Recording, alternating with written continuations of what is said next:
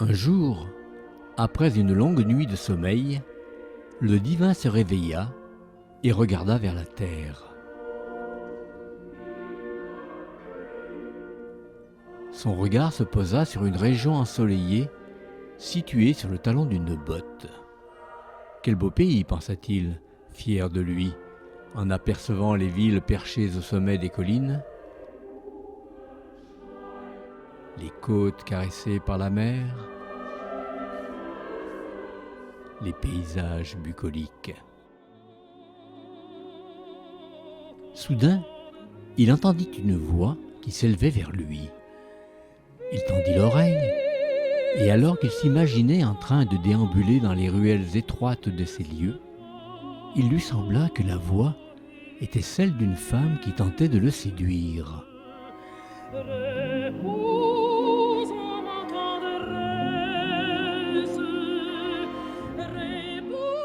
Il chercha à résister à la tentation, mais, n'y tenant plus, il décida de se rendre dans cette contrée pour comprendre d'où venait cette voix. Il pensa tout d'abord que c'était peut-être les vagues qui étaient à l'origine de ce chant ensorcelant. Mais non.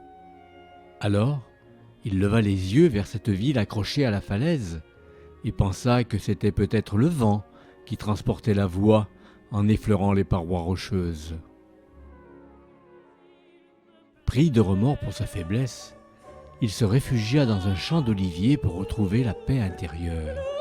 À la vue de leurs troncs noueux, il se dit qu'eux aussi avaient dû se sentir torturés pour résister à la tentation.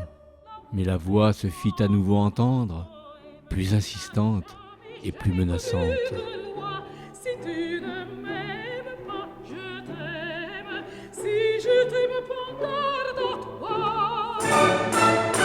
Si tu ne m'aimes pas, si tu ne m'aimes pas, je t'aime. Alors, se souvenant d'Ulysse attaché au mât de son bateau pour résister au chant des sirènes, il entra, à la faveur de la nuit, dans un de ces temples du baroque érigés à sa gloire, dont était parsemée cette région, se pensant à l'abri. Mais la voix, pour briser sa résistance, lui fit comprendre qu'elle avait vécu d'art et d'amour, et le poursuivit, où qu'il aille, pour essayer de lui échapper.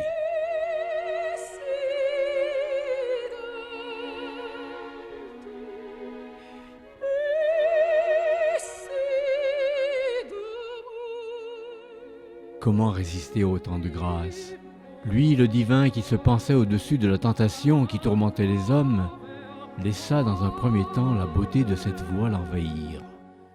Arrivé dans cette ville, où les demeures ressemblaient à des champignons que les habitants appelaient trulli, il lui sembla même que la voix se faisait envoûtante en s'échappant de l'intérieur de ces drôles d'habitations vers le ciel.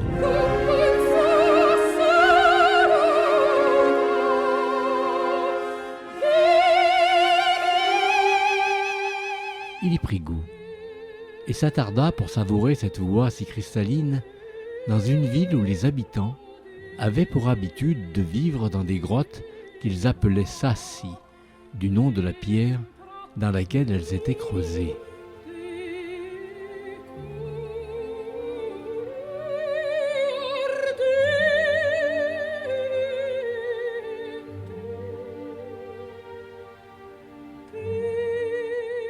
Il se laissa enchanter par la voix qui rebondissait de pierre en pierre, de quartier en quartier en se faufilant dans les ruelles jusqu'à la tombée de la nuit.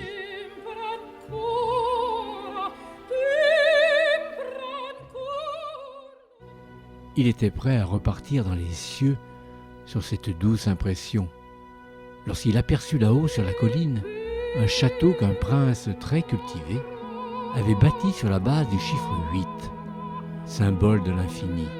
C'est alors qu'il comprit que cette voix avait quelque chose de divin et il décida de céder à la tentation en l'emmenant avec lui tout là-haut pour l'éternité. C'est depuis ce temps-là que celle qu'on appelait la divine enchante la vie du divin et de ceux qui vivent à ses côtés.